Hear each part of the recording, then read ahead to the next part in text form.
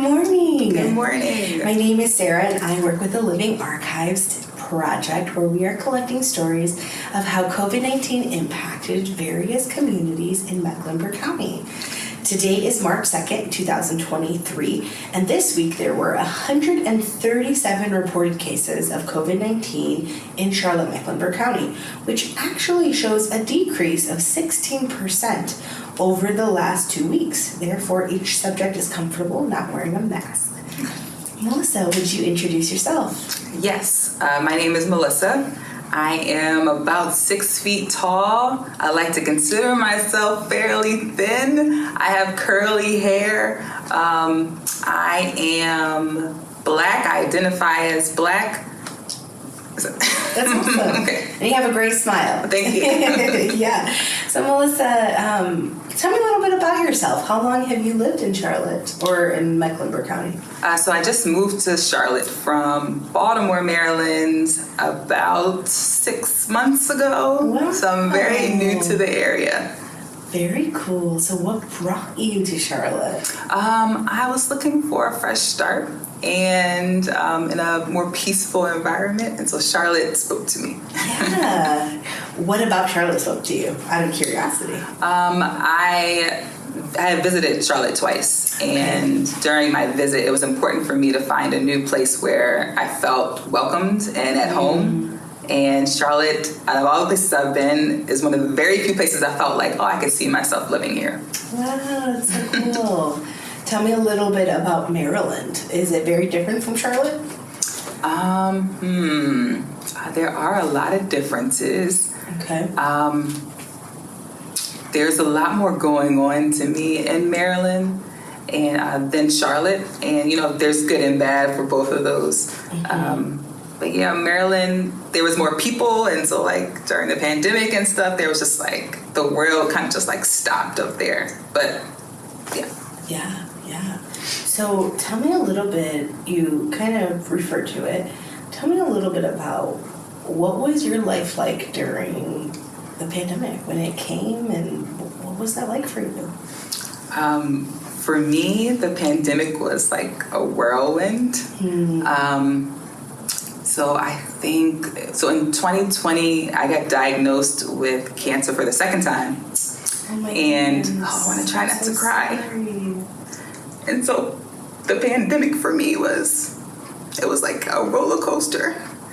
And I wish people knew what it was like to be severely immunocompromised during that time period. Yeah. You keep it together. So at the start of the pandemic, I'm just like everyone else, everyone's fighting. We're going through this major battle, as a country, as a planet, we're going through this. So we're all taking precautions, and then cancer hit again. And so it's I had to add on added precautions. And then my life was on the line twice as much. And so the pandemic was hard for me. And I'm crying because it was a hard time. Yeah. But if I'm honest, I also had maybe one of the best years of my life. Wow. And I learned a lot from the pandemic, and I guess some of the regulations we had to follow, and meeting people and getting in touch with the people that I had to share the house with during the pandemic. So it was interesting. Yeah. So I'm so sorry to hear about all that you've been through.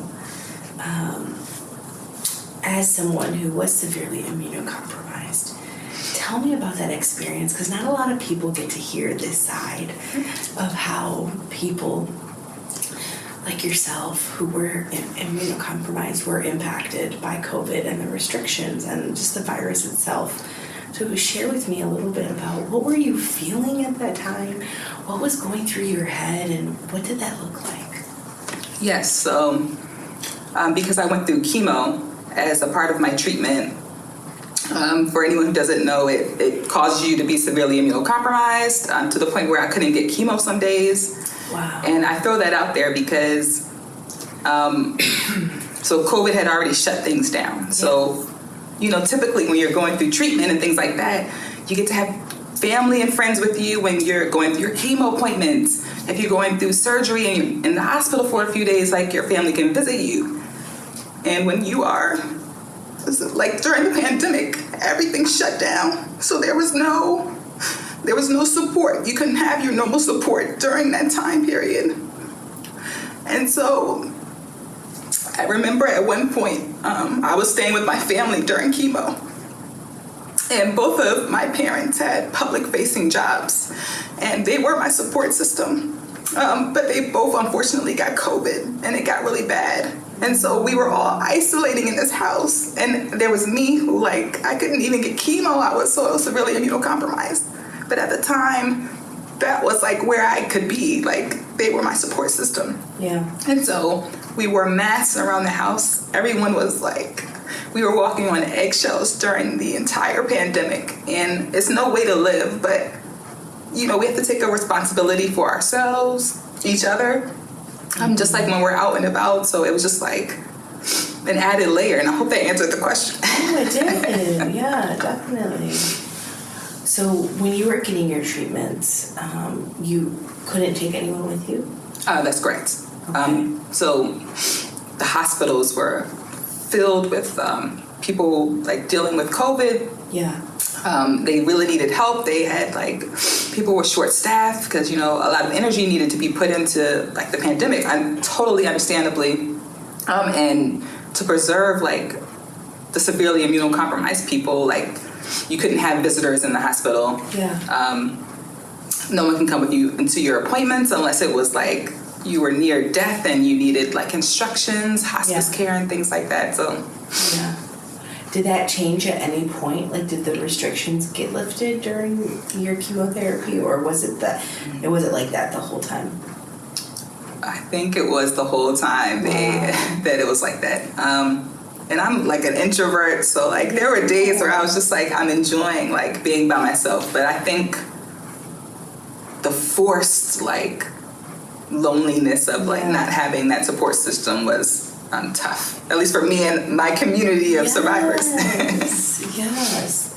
When you were receiving treatment, were you placed in a room by yourself, or were you surrounded by others who were also receiving treatment? So although we couldn't bring anyone, we were still all in one room just getting chemo with, and so that was also scary because you know typically chemo it's like it is not a fun thing to do, but it is like you're relaxing, there's no mask, you're like eating, but here it's like you're wearing a mask, like everything is like it's very strict. Yeah. And so that added to the stress, I think. For sure.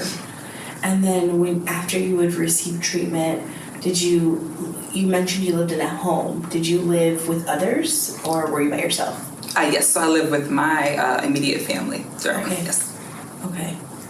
And then you also mentioned your parents had COVID or at some point during your treatment. And so what was that like for you? It was scary for so many reasons. They both of them had COVID. My mother was way more severe than my father. And they were diagnosed at the time where it wasn't, people were still having high symptoms and the death rate was pretty high. Yeah. So it was scary and we didn't know what we could do. And I think the worst part about it was like I would be like making her food and I would have to leave it at the bottom of the stairs, and then we would close the door and then she would have to come down and get it so that there were no like possible, but it was an incredibly scary time, I think, for all of us. But they're better now, so that it's good. Glad to hear. I'm so glad to hear that they're better now and that you're better now. Yes. So tell me a little bit about how your life I feel like you went through so much these last few years with cancer and treatment, and then I'm assuming you are in remission? Yes. Amazing. Thank you. I'm so happy for you. And then your move to a whole new state, to a whole new city, to a whole new job. Yes. Tell me a little bit about that transition. How was that like, and what kind of led you to make that decision? So I did. So the pandemic helped me, along with my second diagnosis, helped me put life into perspective. And so I had reduced my hours to part-time. I'm a librarian, so that I could focus more on my health during treatment. And then once I was able to make it through treatment that year, which was 2021, like halfway through, I just decided to like take a big leap at the end of 2021 when I was done. And I traveled the US for a few months, and this is like after I sold my house to get the money for it. Yeah. And then I traveled, and then I went to Europe for a little bit. I did like Argentina, and during those travels, I realized how big the world was. And so Charlotte was one of the stops on my US portion of the trip. Okay. And I just decided I would never like waste any more time. And I had experienced so much in Maryland already that it was time to like bring my talents to Charlotte and experience it. What a beautiful perspective, Melissa. Thank you for sharing. So you did a lot of traveling still during the height of COVID. Yes. Tell me a little bit about that, because I haven't really, a lot of people's experience was more, hey, stay safe, stay in one location. And not that you weren't staying safe. I'm not saying that. I'm saying it's amazing that you decided to travel the U.S. and to go abroad. What was that experience like? It was like the best experience of my life. And COVID happening during this time did make me rethink doing the trip. I think it's a weird position because it's like when cancer is involved, you realize like life is short and you have to take advantage of things. And so I weighed my options, and it was really interesting to see the COVID protocols in like each state, as well as like the difference between what was happening in the US versus Europe. Okay. Just like how they handle vaccinations, the things that you can do when you're vaccinated here in the US versus like what you got to do when you were in Europe. The debates about like whether or not to get vaccinated. It was like living in like two completely different worlds. And even just from going from state to state, it's like some people still had like severe protocols in place. And then some people, it was like COVID had never happened. And so it was interesting. Yeah. Would you be able to share a little more specifics? Like what stood out to you? I think for me, the protocol surrounding vaccination was what surprised me the most. Paris was one of the places I went to, and you could do virtually nothing. You could barely go into a restaurant and sit down if you weren't vaccinated. They had electronic vaccination passes that you had to get. Doesn't matter where you're from. You could show your paper card, but sometimes you needed that electronic card. Also, the amount of doses. It feels like in the U.S. here, once you got your full dose of the vaccination, that was considered vaccinated. But when I was in Europe, it was like, it wasn't considered full vaccination anymore. If you just had the 2 doses of Pfizer, you needed like the booster dose. And so it was just like a heightened security. And because I was like fresh off of treatment, I appreciated that. Yeah, that's so interesting. Was it difficult to get that electronic vaccination card when you were in Europe? No, it was, Okay. I thought it was expensive. It was like $50, well, 50 euros, but I thought that was expensive. But as long as I had that paper card, I had just made the cutoff of when they were getting ready to start the point of you needing to have a booster to do most things there. Okay. Very interesting. Before we started the interview, we did this activity together called a hand map. Is there anything from your hand map that you would like to share with us? I think maybe I would like to share. Should I hold it up? Okay. Whatever you want. My beautiful drawing here. Yes, it's lovely. I guess as one of the things that when I think about COVID, for me, is like a pause in time.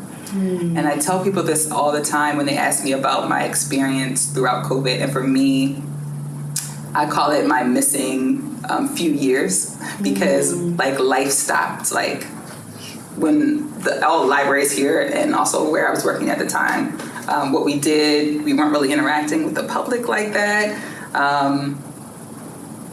Like things weren't happening per normal. So there was so much happening during COVID for me that I barely remember it. Yeah. It was a pause in time, except for when I was traveling and like really enjoying things. And even then, I had crunched like so much into one time period that it was still like blur.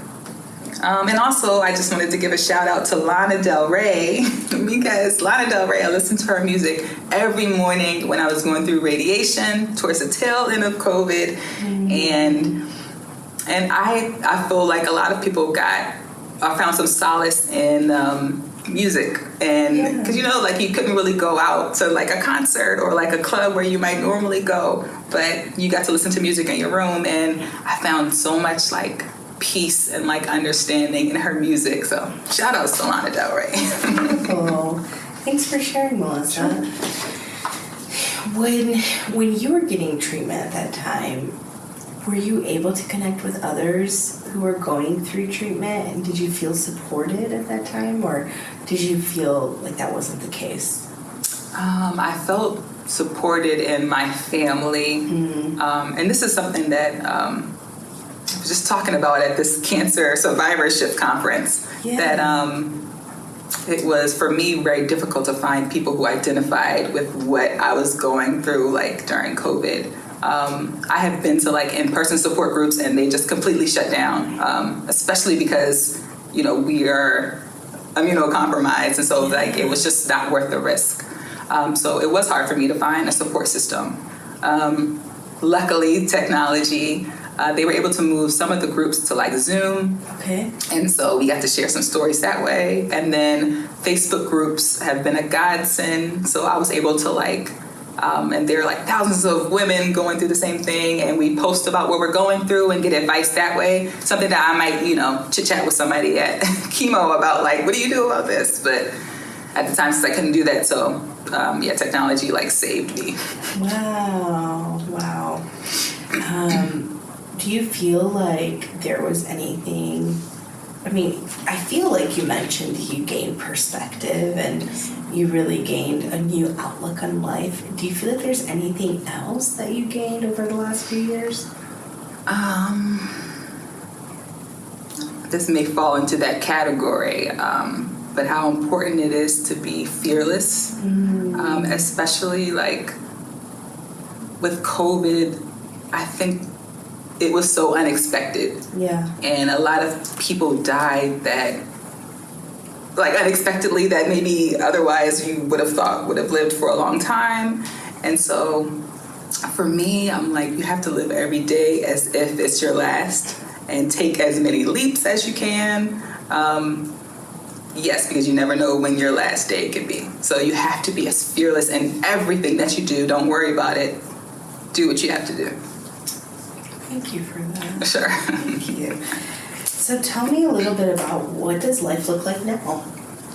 Now that a lot of restrictions have been lifted and we are in this, what people like to say, new normal. What does that look like for you? For me, it's working full-time again, having my own place. Now that I'm done with treatment, which has been amazing for me.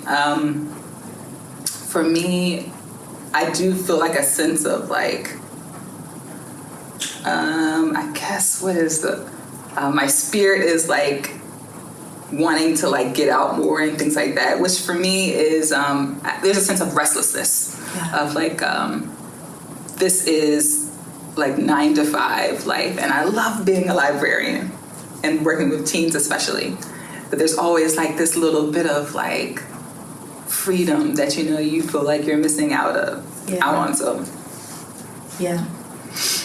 How has it been working as a librarian? How has it been working with teens? Have any of the teens that you work with shared a little bit about their experiences over the last few years?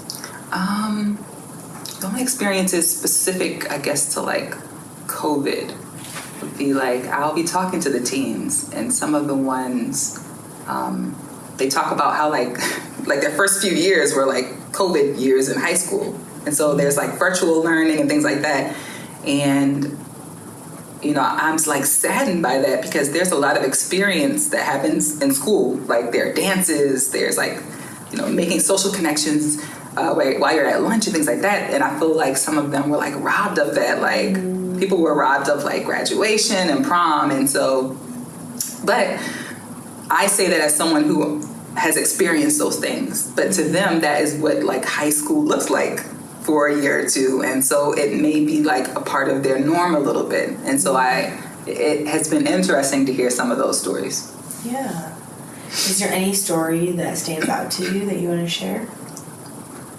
Not that I can think of like specific. That's okay. Do you find that as a librarian, when you work with people, specifically teens, but you probably also work with others, did you find that once restrictions were lifted that people were a little slower to come back to programming or just usage of the library, or do you find like people were ready? I think it was a mix. I will say, the library I was working at during like when things kind of transitioned back from lockdown to like in person, we had nowhere near as many patrons post like lockdown. And it was always like a question of, do they not know that like we're back open, or are people like feeling unsafe coming into the library?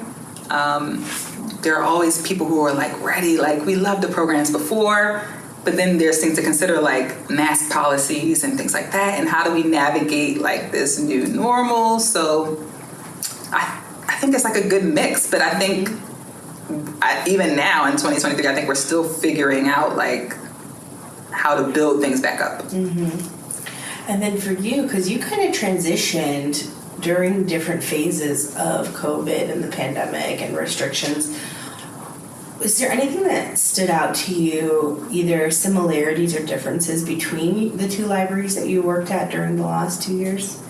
I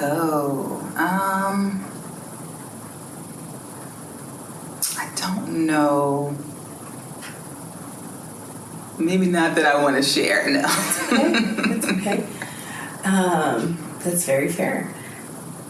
So I guess, in terms of with your new outlook in life, with really taking it every day at a time and living this fearless life that you mentioned, what does your future look like? What do you envision your future?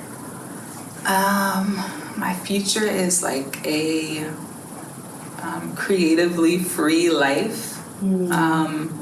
I have like dedicated my entire career to working with my community, and I love every second of like empowering youth. I believe that it was like my calling, and so life for me looks like being able to do that and still like fulfill my want to like see the world, because the world is so big. And so whether it be like, I don't know how to do that yet because those are two like separate things, but like life for me looks like just exploring as much as possible. I love that. When you get to explore and you get to travel and experience new communities and new places, what kind of sticks out to you, or what feelings do you have?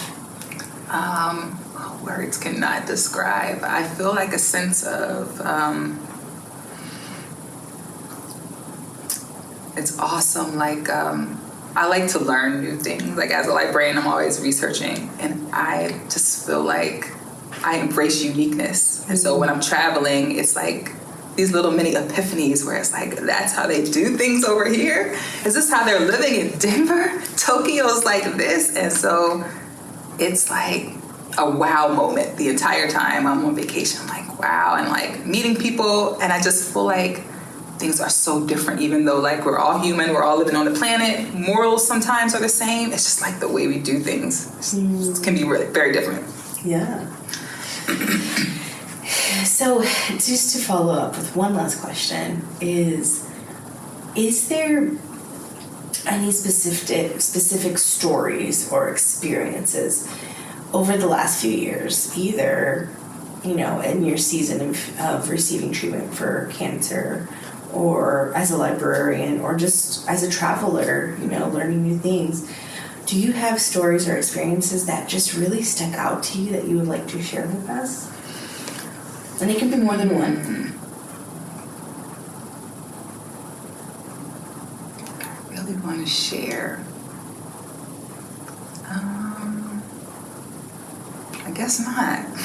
Okay, that's okay.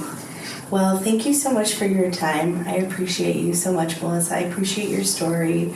And thank you for your strength and resilience and endurance. And I'm so, so happy with the fact that you are in remission. And I'm so grateful for just this opportunity to hear your story. It's so valuable. Awesome. Thank you so much. Yeah.